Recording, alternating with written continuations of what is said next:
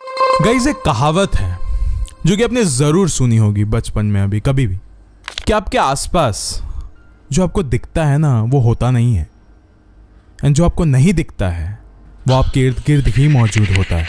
And ये जो कहावत है ना, ये आज की इस कहानी से बहुत ही ज्यादा रिलेट करती है। ये जो आज की कहानी है ना, आपको एकदम ज्यादा ध्यान से सुननी पड़ेगी। ये बहुत ज्यादा खौफनाक तो है ही, लेकिन बहुत ज्यादा मिस्टीरियस भी है। ये जिसके साथ ये सारा हादसा हुआ था, उसे तो कभी ये सारी चीज का इतना ज्यादा पावर नहीं मिला कि वो समझ सके कि ये मिस्ट्री क्या है। वो इसे कभी सॉल्व नहीं कर पाया, लेकिन ये कहानी मुझे पूरी तरीके से पता है और ये मैं अभी आपको सुनाने वाला हूँ। आप इसको अगर पूरा सुनोगे तो शायद से आप इस मिस्ट्री को सॉल्व तो जरूर कर सकते हो, लेकिन इस कहानी को अंत तक देखना। अगर आप नहीं देखोगे तो इस कहानी के बहुत सारे ऐसे की डिटेल्स हैं जो आप मिस कर सकते हो, तो अंत तक देखिए। गाइस, ये जो कहानी आज मैं आपको सुनाने वाला हूँ, ये हमारे देश के उस कोने की है जिसे जन्नत कहलाया जाता है। जन्नत, आपने सही समझा। यह कहानी होने वाली है कश्मीर के बारे में। हमारे देश में हर एक इंसान ने कभी ना कभी एक चीज तो जरूर सुनी होगी, कभी ना कभी जरूर सोची होगी कि जिस जगह को जन्नत कहलाया जाता है वहां पे जहन्नम जैसी हरकतें क्यों होती है, इतनी वायलेंस क्यों होती है, इतना खून खराबा क्यों होता है। वो सारी कहानियां तो आपने सुनी होगी, लेकिन आज जो कश्मीर की कहानी मैं आपको सुनाने वाला हूं वो खौफनाक के भी परे है, सबसे खतरनाक है, सबसे खौफनाक। ये एक ऐसे शख्स के बारे में होने वाली है जो कश्मीर में कई सालों बाद आया था। इस शख्स का नाम है यूसुफ। इस इंसान के साथ एक बार कोई घटना नहीं घटी, कई बार घटी है, एंड उसके साथ आपको भी खौफ महसूस होगा, एक बार नहीं कई बार। अब ये वीडियो शुरू करने से पहले ऐसे ही और horror, mysterious and historical videos देखने के लिए सब्सक्राइब कर दीजिए इस चैनल को। अब ये कहानी शुरू होती है। ये कहानी है साल 2010 की, जब यूसुफ नाम का शख्स जो कि 40 साल का था, वो न्यूयॉर्क से इंडिया की तरफ आ रहा था अपने माता पिता को मिलने के लिए। वो कई सालों बाद मिलने वाला था अपने माँ बाप से, तो वो बहुत ही ज्यादा एक्साइटेड था, क्योंकि कई सालों पहले यूसुफ जो था वो आउट ऑफ इंडिया चले गया था, क्योंकि उसके मॉम डैड की जो फाइनेंशियल स्टेटस था, जो फाइनेंशियल हालत थी, वो बहुत ही ज़्यादा ख़राब था। तो उस वजह से उसको मजबूरन आउट ऑफ इंडिया जाना पड़ा, एंड उसने न्यूयॉर्क में जाके अपनी सारी स्टडीज़ कर ली थी। वो हर बार आने की कोशिश करता था इंडिया में, लेकिन वो कभी आ नहीं पाता था। उसके माँ बाप से भी उसकी इतनी ज़्यादा कॉल पे बातचीत नहीं होती थी। लेकिन एक बार की बात है जब उसको एक कॉल आया कि तुम्हारे पिता की तबीयत बहुत ज़्यादा ख़राब है। फिर यूसुफ ने सोचा कि अभी मुझे इतना ज़्यादा वक्त नहीं गंवाना चाहिए, क्या पता कुछ भी हो सकता है। फिर बिना वक्त गंवाए उसने इंडिया की एक टिकट बुक कर ली। वो इंडिया में पहुंच गया, न्यू दिल्ली एयरपोर्ट, एंड वहाँ से बिना वक्त गंवाए उसने एक और एक गाड़ी बुक कर ली जो कि कश्मीर की तरफ जा रही थी। अब फाइनली यूसुफ कश्मीर में पहुंच चुका था। उसने देखा कि अभी कश्मीर पिछले 20 सालों में बहुत ही ज्यादा बदल गया था, क्योंकि वो 20 साल पहले गया था अमेरिका, एंड 20 साल में बहुत चीजें बदल चुकी थी। वो यही सारी चीजों में सोच रहा था कि क्या 20 साल पहले जो मैं घर छोड़ के गया था, क्या अभी भी वो सेम टू सेम है? क्या मेरे जो दोस्त है वो आज भी मुझे वहीं पे मिलेंगे जहाँ पे हम लोग रुका करते थे, जहाँ पे हम लोग खेला करते थे? क्योंकि उसने सारे दोस्तों को बता के रखा था कि हाँ मैं कश्मीर में आने वाला हूँ। उसके पास वक्त बहुत ज़्यादा कम था, वो बस 5-6 दिनों के लिए ही आया था कश्मीर।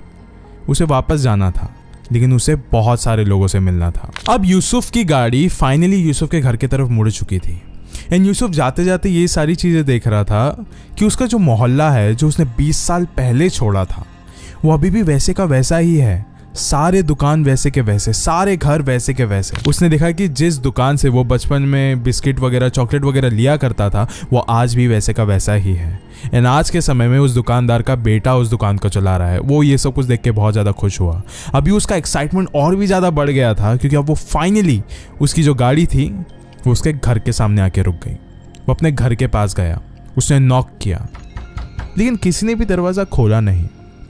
उसने और ज़्यादा नॉक किया, किसी ने भी दरवाज़ा खोला नहीं।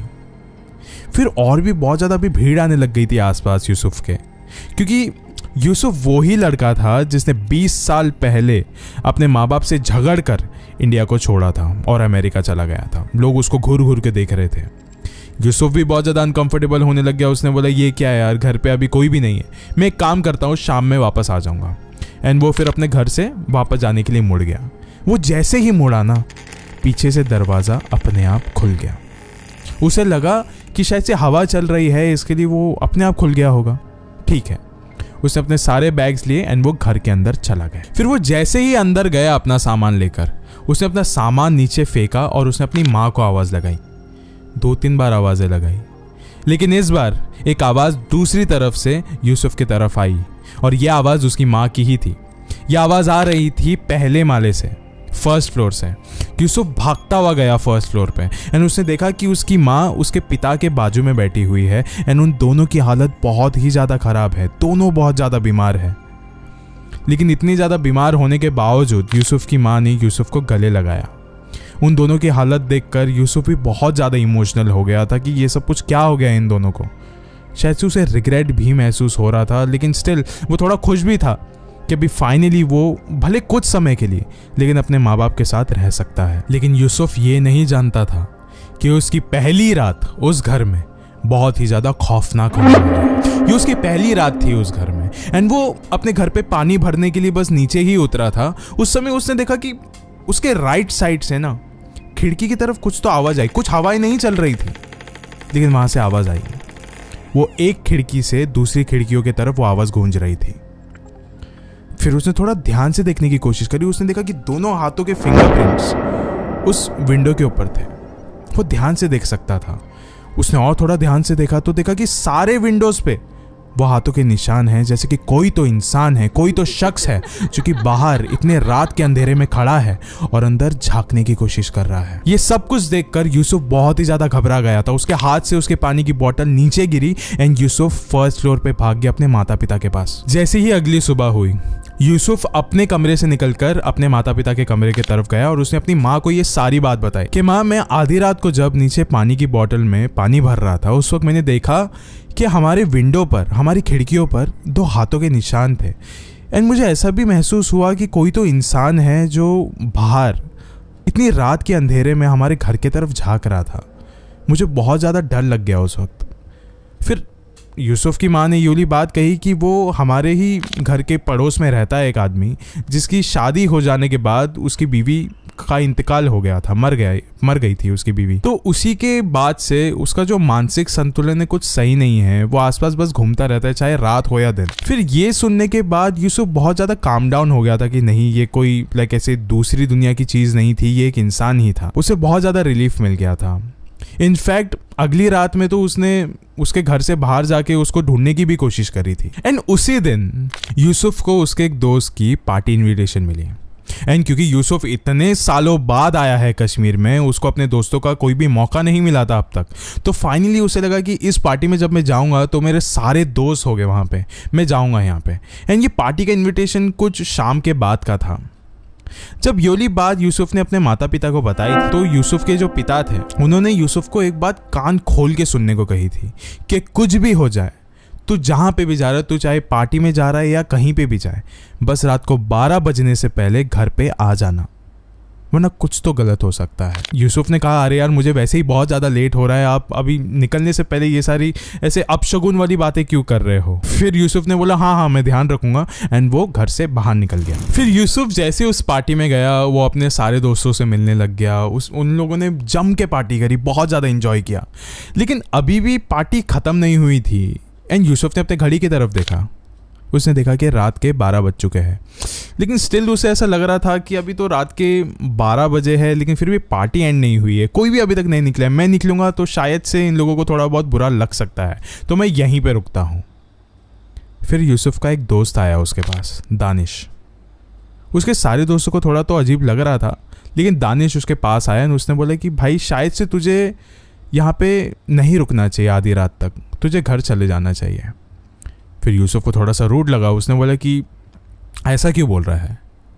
फिर दानिश ने यूसुफ को एक कहानी सुनाई। दानिश ने कहा कि यूसुफ, तू जिस रास्ते से आया है ना मेरे घर के तरफ, उसके बीच में एक रास्ता आता है, एक ब्रिज आता है जिसका नाम है गौकेडल ब्रिज। तू जब अभी यहाँ से निकलेगा भी ना तभी भी तेको उस ब्रिज के जरिए ही जाना पड़ेगा। तो यूसुफ ने बोला ठीक है, हाँ। तो फिर दानिश ने कहा कि जिस ब्रिज से तू अभी जाने वाला है, गौकेडल ब्रिज, उसका एक बहुत पुराना इतिहास है और वो इतिहास कुछ इस तरीके का है।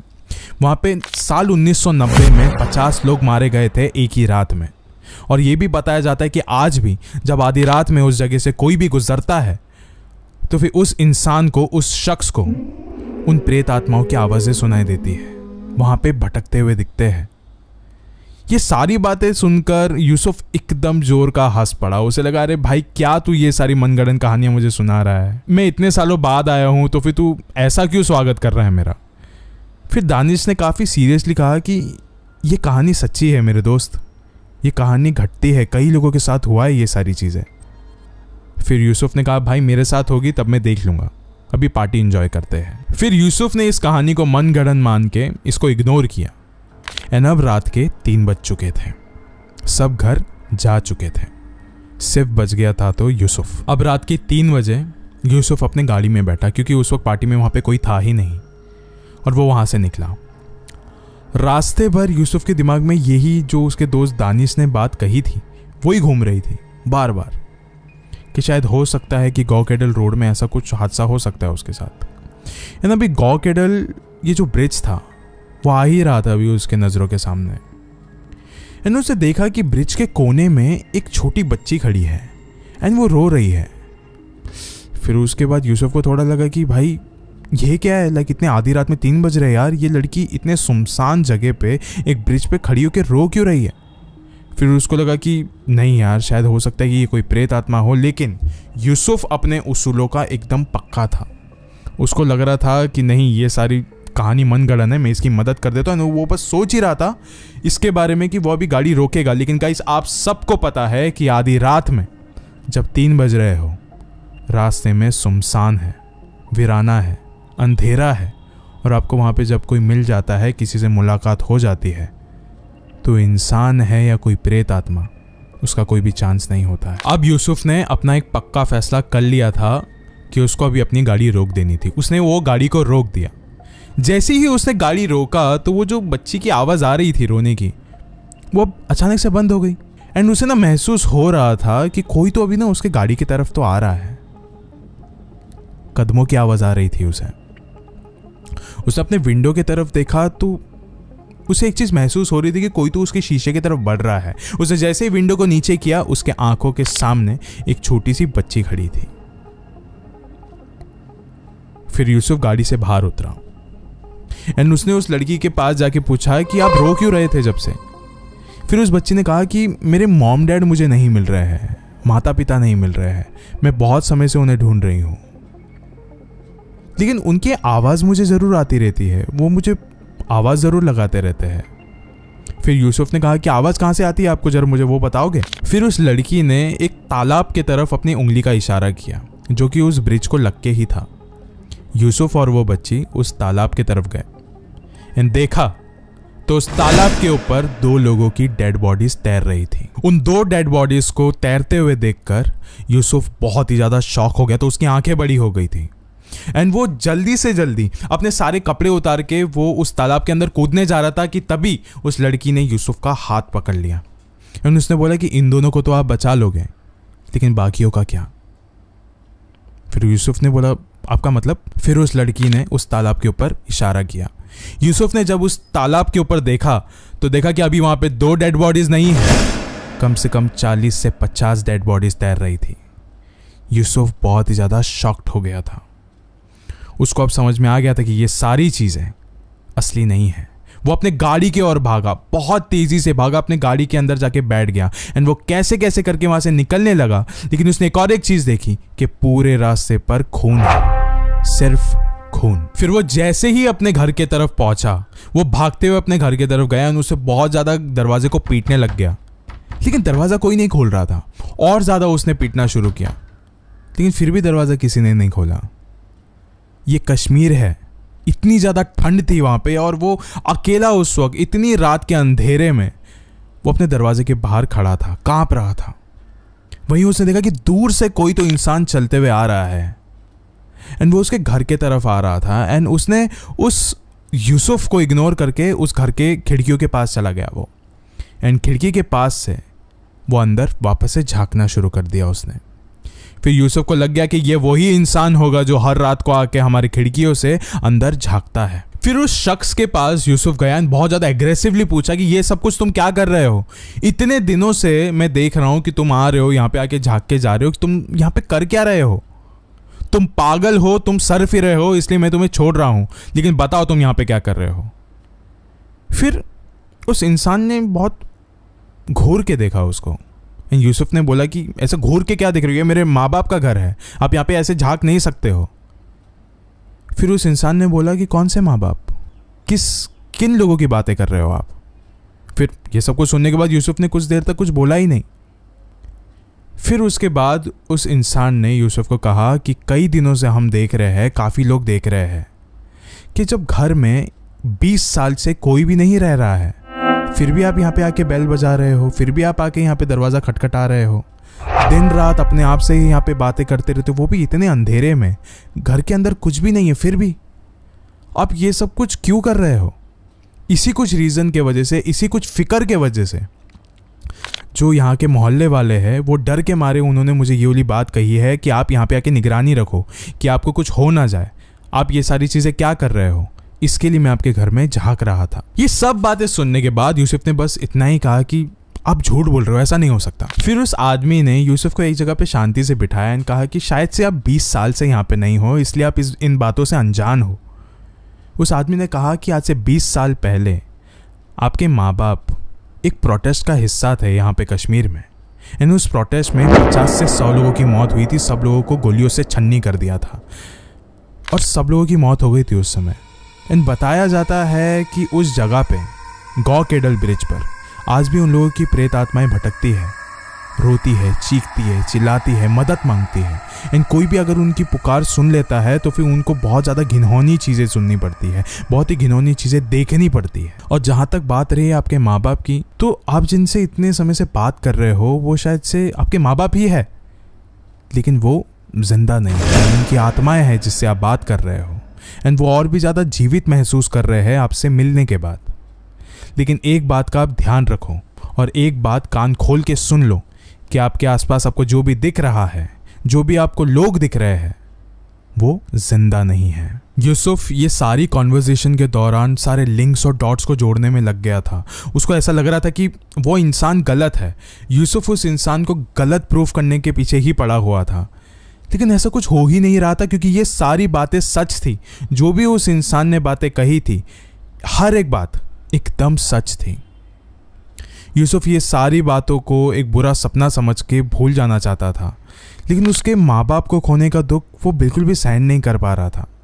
तो वापस से वो न्यूयॉर्क की तरफ चला गया। एंड गाइस, लिटरली आज भी ये बात कही जाती है कि कश्मीर का वो ब्रिज, गौकेडल ब्रिज, आज भी उतना ही ज़्यादा खौफनाक है। ये कहानी तो साल 2010 की है, लेकिन आज साल 2024 में भी वो ब्रिज उतना ही ज़्यादा खौफनाक है। आधी रात में वहाँ पे कोई भी नहीं भटकता है। ये बात कही जाती है ना कि अगर कहीं पे भी किसी भी इंसान की मौत हुई हो, उसकी कोई इच्छा अधूरी रह गई हो, तो वो कभी भी उस इलाके को छोड़ता नहीं है। एंड अगर आप भी कभी किसी इलाके में ऐसे पहुंच गए हो और आपको ऐसी कोई इतिहास पता है कि हाँ यहाँ पे किसी की मौत हुई है कई सालों पहले और उसकी कोई ना कोई इच्छा अधूरी रह गई थी, तो वहाँ से निकल जाइए। जितना जल्दी हो सके निकल जाइए, चाहे वो आपका घर क्यों ना हो, वरना हो सकता है कि वो अपनी अधूरी इच्छा आपके ज़रिए पूरी करनी चाहे।